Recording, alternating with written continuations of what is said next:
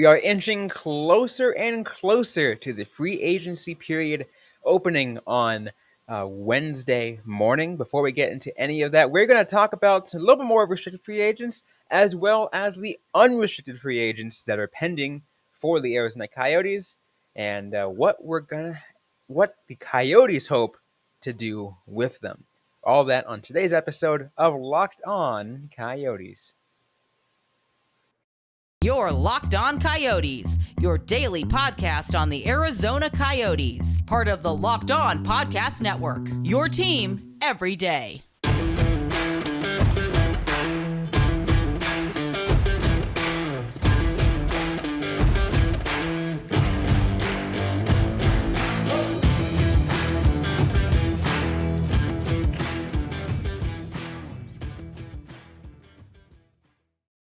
Welcome to the show, everybody. I'm Robyn Leonio. That's Carl Pavlak right beside me on today's episode of Locked On Coyotes. I want to thank everyone for making this show your first listen every day. We are free and available wherever you get your podcasts. And that does mean we'll never have a paywall for you guys to ever access our content. It is always free and will always be free. We got a great show for you guys today. We're going to discuss a little recap of what we got on from the crazy day for Monday. And then we're going to get to some unrestricted free agent talk, pending free agents for the Arizona Coyotes, and how we think Arizona should tackle each of them, or just an overarching look at that. It's going to be a big day, Carl. Oh, yeah, absolutely. Today on Five for Howling, I did a write-up for Christian Fischer. I did a post about the restricted free agents who were tendered qualifying offers. Then I got to write one about how Christian Fischer got a contract. And then Cam Janine, the second one. So it was a very busy day for me specifically because the Coyotes did a lot of moves. Absolutely. They did make a lot of moves. And let's start off with the qualifying offers. Qualifying offers were tendered to Lawson Krause, Barrett Hayton, and surprisingly, Josef Kozhinash. Yeah, I was not necessarily expecting that one. None of us were. The Coyotes do have a lot of question marks in net, so I don't know. Maybe they came to a decision. They've been talking since the season. I don't know. But it's interesting because Kozhinash is, like, last month he signed a contract to play in Czechia. Yeah, but I mean, it's definitely one of those things where usually they do have clauses for, an out if an NHL team signs you. Maybe they want to give him, like, I don't know. I honestly don't know what to make of this one. Yeah, it is really weird. Really, really weird. Again, the one that did not surprise, the one that surprised us the most. There were some, and there were some unsurprising bits to it, right? To all this, and then we mentioned the three. Obviously, no surprise that that Hayton and Krause got qualifying offers because that's we kind of expected something like that. There was a little bit of expectation, a little question mark about Christian Fischer, whether or not he would or not. He did not, but he got signed to a 1-year extension worth equivalent to his qualifying offer. Yeah, I do kind of wonder about that, if it's just like the terminology that we're using. It seems like we're kind of splitting hairs here at this point, but we're also talking about contracts, which is a very specific thing that, I'm sure these rules apply. But, good to see Fischer getting a deal. He's going to be here for another year. There's question marks, I think, about what his role with the team is going to be, but I can see them wanting to keep him around. Absolutely. And it's good. It's good that he's around. He's definitely a fan favorite, not in him being a great player, but just him being an overall good guy. Yeah. Yeah. I think we brought this up when we talked about him.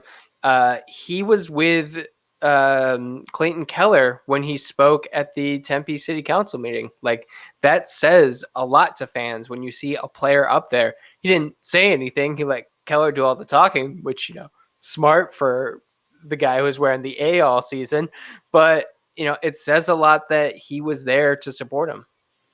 Absolutely, absolutely.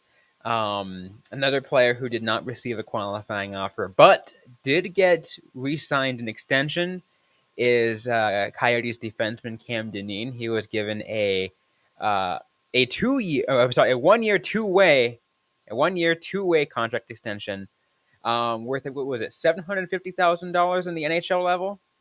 Yes. $750,000 at the NHL level but 2 ways still means he can get sent back down to Tucson and get paid AHL money. Yep. Which I think, honestly, plan is to send him down after out of training camp, unless something radical happens between now and the start of the season. I don't necessarily think that Cam Dineen will be starting with the Coyotes. If someone does choose to claim him, good luck wherever he goes. But this kind of deal keeps him in the system. Absolutely. So it's good to see him there, especially after like how well he did when he got called up, right? Trying to hold down the fort as best you can on a crippled defense. Like, yeah, the Coyotes defense was bad all season. I don't think Cam Dineen stood out as being necessarily great in any moments, but he was as good as everyone around him, like pretty much. And he did try. Like he definitely had there. I'm glad that the Coyotes are keeping him in the system. absolutely. A couple other unsurprising bits. Those two other players who were not qualified were Kyle Capobianco and Cole Holtz. Cole Holtz kind of like he kind of know like we talk about it, it's like, oh, that's right, I forgot he was around. Cal Capobianco is a case where like we knew this was coming, right? We've been talking about this. The fact that this last season was his last chance to really prove whether or not he would deserve a qualifying offer or a new contract. He did not prove that in what seems like in either of our opinions, and he didn't get qualified. And so far, not re-signed either. Yeah, and it could very well change. I don't think anyone was expecting the Cam Dineen and Christian Fischer deals to be announced right away. I know I wasn't. Otherwise, I would have written that as one article instead of three. Um, but it doesn't necessarily look great for Capobianco.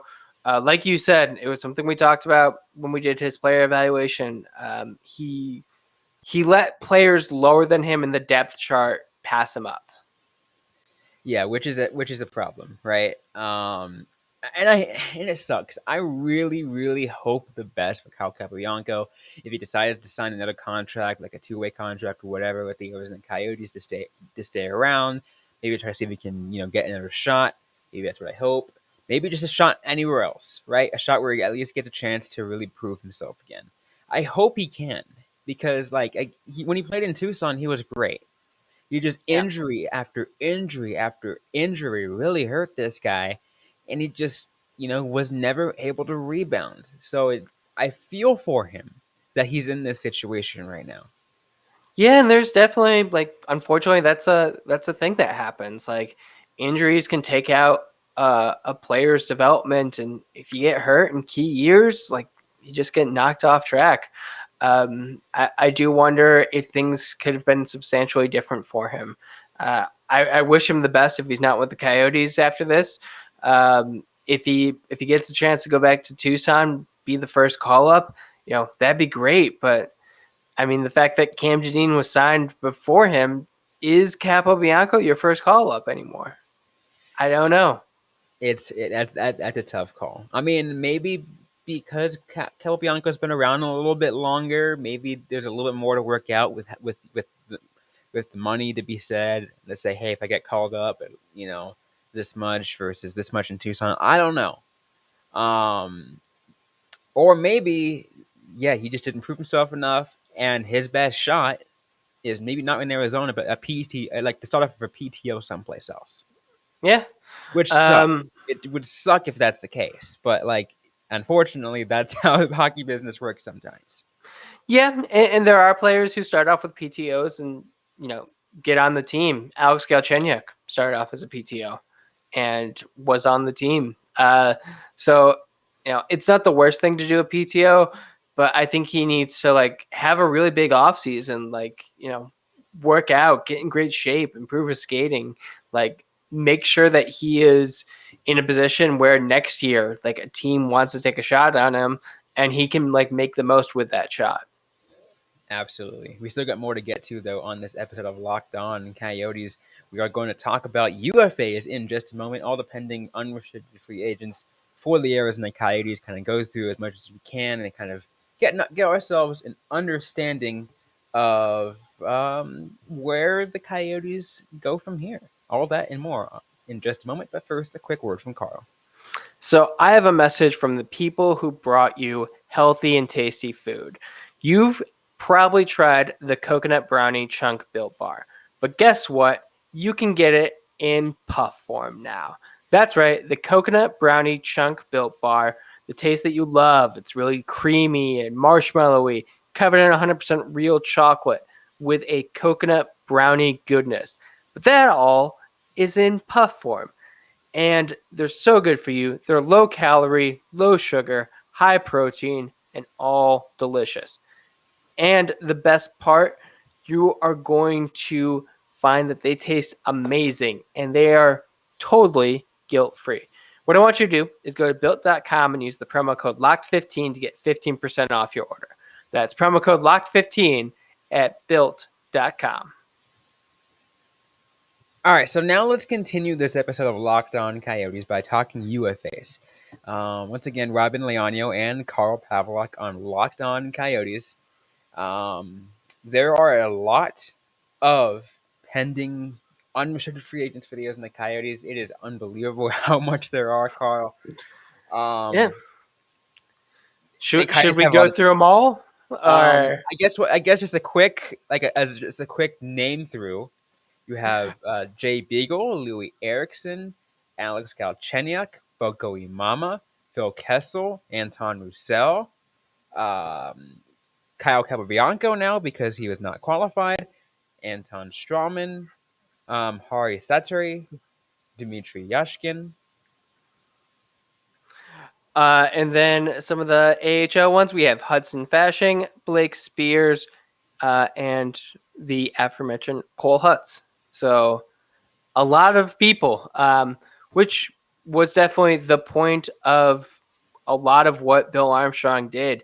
The reason he got Jay Beagle, Louis Eriksson, and Anton Roussel was because they have 1 year left on their contract and they're going to come off the cap like soon. So they don't have to, carry a bunch of dead weight around them for years on end.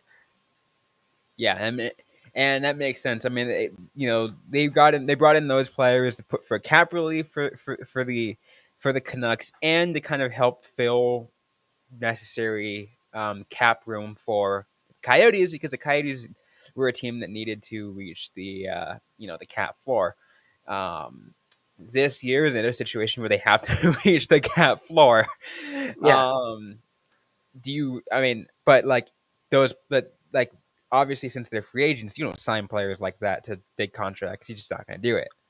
No. Honestly, the only player I can really see coming back, Craig Morgan did report that the team is still talking with Boko Imam. I could potentially see that being the place. Although with Zach Cassian and Liam O'Brien, do you also need Boko? I'm not entirely sure. I mean, Boko came as he was an emergency loan call up from the Tucson Roadrunners. So maybe you Yeah. get him on another two-way, have him sent down, and figure things out from there. Yeah, but I think he made a splash enough at the end that a team may take a chance on him, like being an NHL fourth line guy. True. And I no matter what he does, right? No matter what Boko Imama does, I want to see the guy succeed. If you asked me last year, I'd be like, "Oh no, not Boko," mainly because he was freaking with the Ontario Reign and would just beat Yeah. up on the Tucson Roadrunners, and then he joined the Tucson Roadrunners, and I was like, "Yeah, go Boko!" What a difference a year will make. But what about Alex Galchenyuk? Do you see the team bringing back Galchenyuk?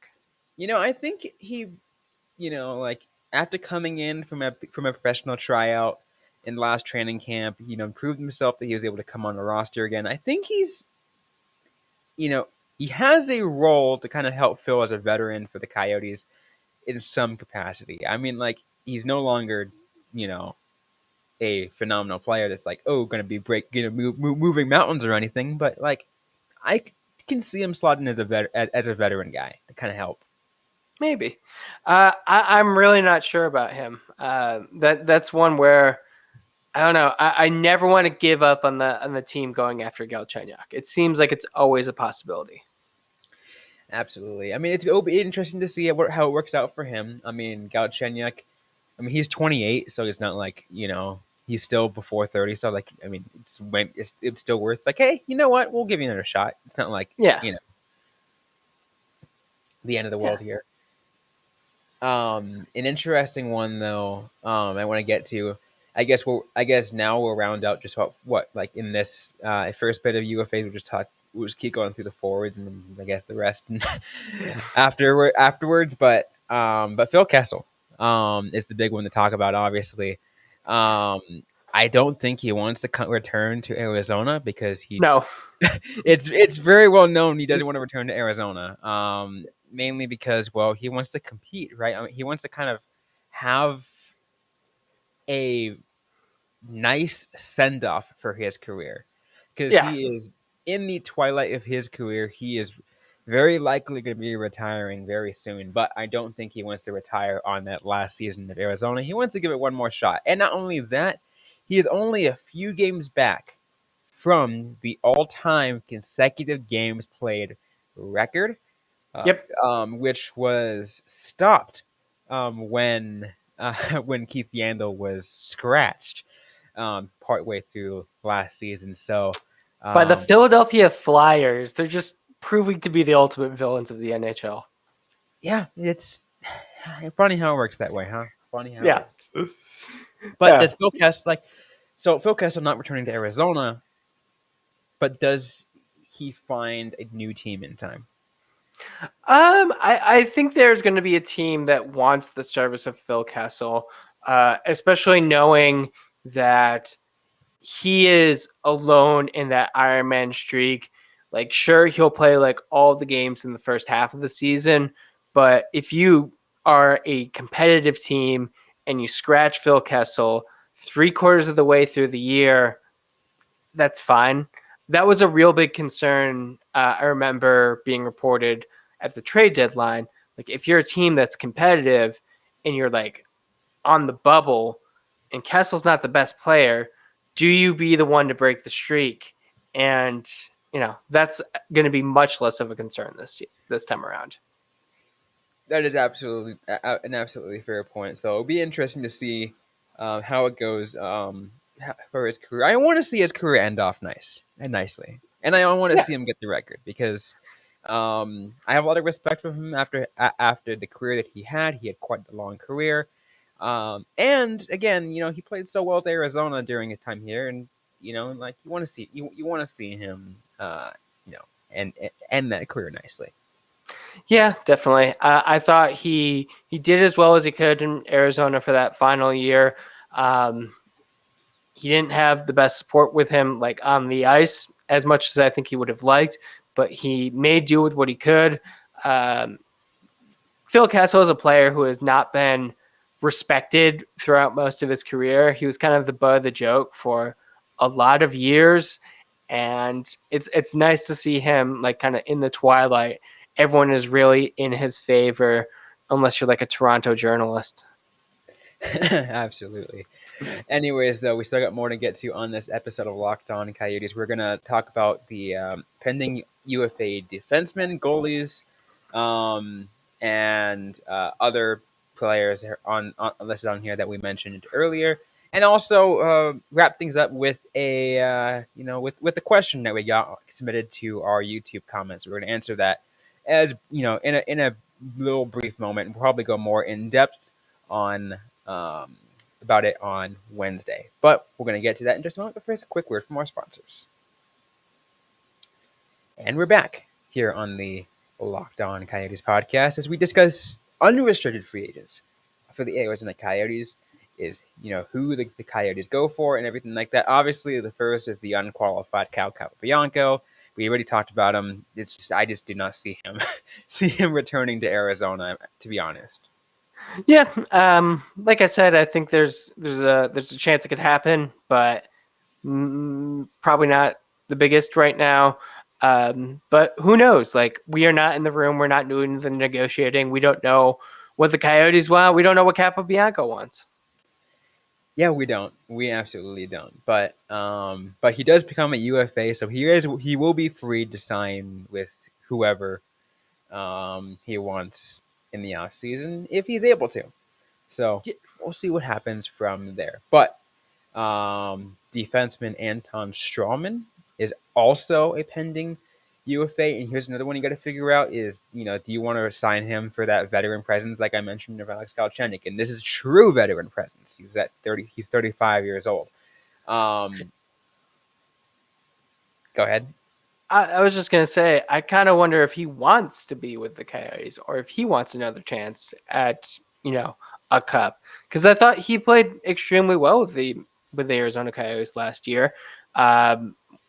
Florida kind of threw him away, but a lot of good players have been thrown away by Florida and come back and done something. So I do kind of wonder if he wants to be with a rebuilding team.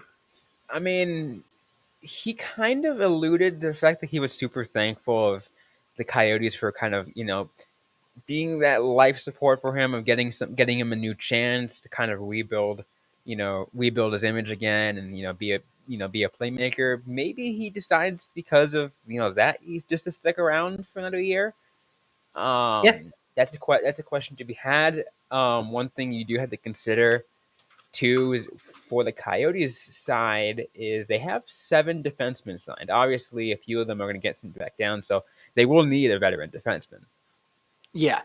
I do think, and this is kind of maybe a preview for tomorrow, I think if the team does not re-sign Stroman, they go out and get a Stroman-like player.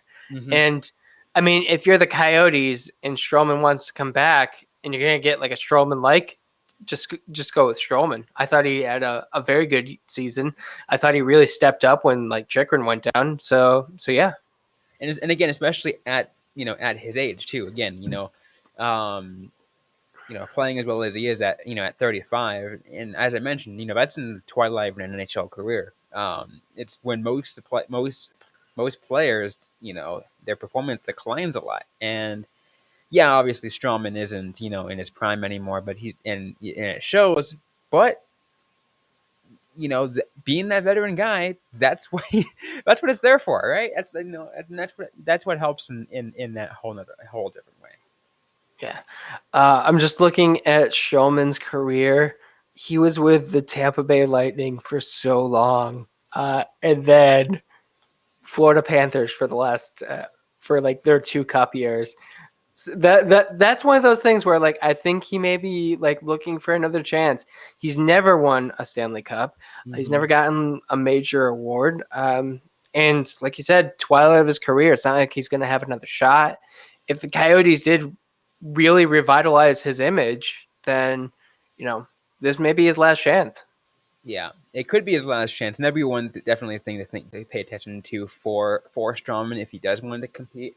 Because if he does go to a competing team, and that team makes it to the playoffs, instantly that team will kind of get put on the eye of a potential dark horse with the tag of old guy with the cup. Because those guys, it's everyone loves doing that, right? Everyone loves rooting for the old guy old guy without a cup. Yeah, everyone loves it. And Strawman is, I mean, he's barely older than I am, but he is the old guy with a cup right now. I'm sorry for making you feel old, Carl. Yeah, you really are, especially this week. You're making me feel just extra old. But yeah, no, I think it's good. What about the goaltender? Goaltender's going to be interesting. Hari Saturi. I mean, like, I'll be real with you, Carl. I do think that he really only came in to serve one purpose, and that is to fill the void that was left by uh, by Wedgwood when the Coyotes traded him, because Yep. they called up Ivan Prosvetov, but he didn't play that much at all, and they tried to rely on Kobe Melka a little too much, and that didn't work out either. So they needed a goaltender, so they saw Hari Saturi on the waivers, and like, sure, why not? We'll kill two birds with one stone. We'll piss off Toronto, and we get a new goaltender. Yeah, I'm just gonna say it because we're not a Maple Leafs podcast, so we don't want to go too in depth. I just love Toronto's goaltending decisions. They're so good. They really seem like they're trying to win the cup. I encourage you guys to check out the Toronto podcast if you have time afterwards. But yeah, he didn't play good with the Coyotes when he was here. Let's be real, he was a goaltender coming into a very bad situation. So I don't necessarily blame all of that on him, but it's kind of one of those things where it's like, maybe this is for the best if we all just kind of go our separate ways. If he does play with an NHL team, best luck to him. But I mean, if you had asked me if the Coyotes were going to give a qualifying offer for Kozhinosh, I would have said no. So who knows what happens? Yeah, absolutely. Who knows what will happen? Especially because there are question marks with the goaltending situation. If they do not decide to, go with another contract, is beyond goaltender watch for Arizona on who they decide to pick up over the offseason. We will definitely be on that watch, and we'll get you updates on the podcast as soon as we are able to. But let's quickly go through the remainder, Carl. Dmitry Yashkin, he was pushed on injured reserve, but also a forward, pending UFA. I'm kind of trying to figure this one out because he was signed in the last off season, hoping he'd do well, but then he gets injured and can't play at all. Yeah. I mean, it was definitely, I didn't think he looked great leading up to his injury, but then again, the team at that time was not playing great at all. So I'm not going to put all of the blame on him for that. But I don't know if there was something in, if Bill Armstrong saw something that he really liked in Yashkin and he still wants that, maybe, but I don't think it's likely. Yeah, it's hard. I mean, like, I feel bad for him because, that was probably his chance of getting into the NHL. But maybe he will get another chance. Just not with Arizona. It's just really hard to tell at this point. Yeah. All right. So, and that rounds out the NHL roster players who are pending UFAs. Now let's go to the Roadrunners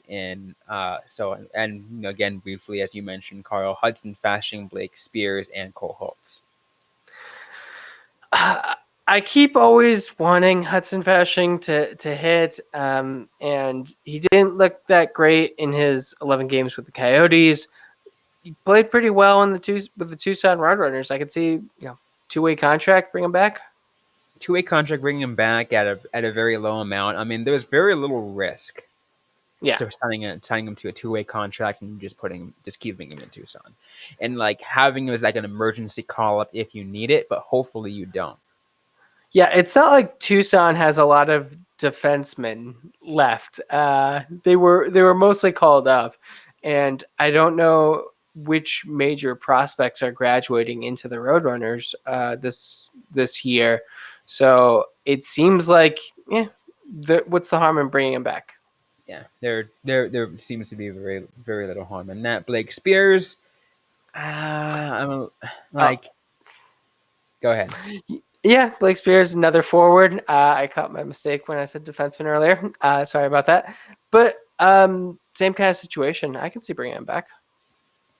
You can see bringing him back, but again, at the same thing, because both of them are Group 6, so like they're past 25, but they didn't accumulate the amount of games. Group 6 UFAs are interesting, right? There's some inherent risk to signing them. Every time I see like a Group 6 on like a cap friendly, I will go and I will immediately read all the rules because I cannot retain them at all. It's like it's essentially just like once you reach 25 and you didn't play a certain amount of professional games or something like that. Yeah. Like, it's when you reach 25 and 3 caveats, one of them specifically for goaltending. There's a lot of rules out of cap friendly, but it's just a way of saying, like, yeah, they're a free agent. The Coyotes did not have the necessary things in their career. By the age of 25, they're allowed to walk. I think it's a great thing. Restricted free agents kind of makes sense cap wise, and it's complicated, but I like the fact that there are players who can walk if they're not getting, the attention they need. absolutely. And then final one, Cole Holtz. Again, he was not qualified. It doesn't make sense to really go for another signing here. It's hard to tell because, again, he was very, very just not there. Like, it was hard, like I totally forgot he existed, to be honest. So, like, you can let him walk. I don't see. Yeah, I don't necessarily see there being a spot for him either. So I don't see him coming back. Absolutely. Well, I do want to address one more thing as we get ready to close things off because we are running out of time here. But we had a comment submitted on our previous episode on YouTube that asked us, Carl, with $29 million in cap space, do you guys think there will be they will be aggressive in free agency for real players or just bad contracts? We're going to talk about this more in depth probably as we get we get ready to completely open free agency tomorrow. But pretty briefly, Carl, I think you and I are in the mix of, probably be a mix of both. They still need some real players to kind of fill the roster, but there is going to be a lot of acquisition of bad contracts to get the Coyotes to the floor. Yep. The Coyotes are definitely going to be doing that, not only to get to the floor, but just to get assets as well. I'm looking, and they only have one pick in the second round this year. Or that's just not nearly enough for Bill Armstrong. He needs more second round picks. So I'm sure they'll be getting some more of that to take some players on. And yeah, there are definitely places for real players on the Coyotes. Absolutely. It will be interesting to see how it works out. But again, right now, the Coyotes will be using their cap space as an asset once again. They have a lot of cap space. And if they're able to use it to kind of help bolster up those assets, in draft picks and other things, might as well do it. Yep. But again, we will go more in depth about it if we're able to, just days down the road. See, my brain is always years down the road, Carl. I can't wait for to get out of this rebuild. But days down the road when free agency is open and things are starting to kind of collect. Yeah. Anyways, we're out of time for this episode of Locked On Coyotes. If you like what you heard, don't forget to leave a review, like, comment, subscribe. If you have yet to already, we're available everywhere you get your podcasts, including on YouTube. Don't forget to interact with us on social media. We're on Facebook, facebook.com/LockedOnCoyotes, on Instagram at LockedOnCoyotes, and on Twitter at LO_Coyotes. I am personally at Robyn_Leano, Robyn with a Y_LEANO. Carl Pavlock is Carl Pavlock FFH. Interact with us, ask the question you might have. We might answer right back, or on a future episode of the Locked On Coyotes podcast. Thanks again, everyone, for tuning in to today's episode. And as a reminder, later this week, we're going to have a few guests, maybe even in next week as well, as we talk about free agency and kind of help us recap the draft. We're going to have some prospect experts tell us about the Coyotes' first-round picks, because there are some interesting ones to talk about on that. But that is for another time. Thanks again, once again, for listening to today's episode. Hope you're staying safe out there. Hope you're staying healthy. And don't forget to howl on.